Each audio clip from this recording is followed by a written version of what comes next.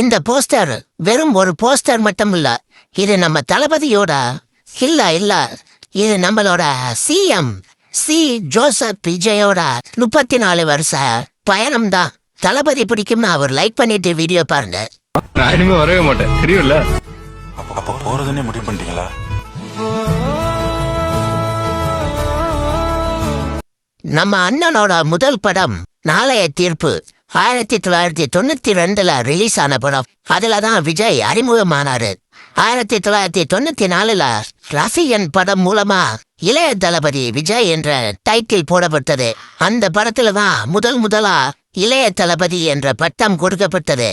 அப்படியே போன பயணம் 23 வருடம் கழித்து சர்க்கார் படத்துல 2018 தளபதி விஜய்னு டைட்டில் கார்டு போட்டாங்க.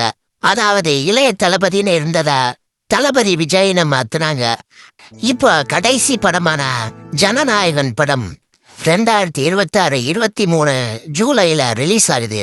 இந்த படத்தோட டைட்டில் கார்டு தாங்க மாசு.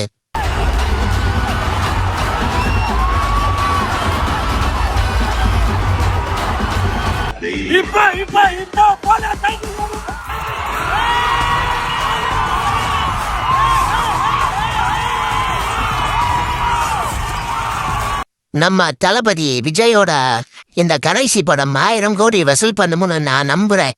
நீங்க நம்புறீங்களா?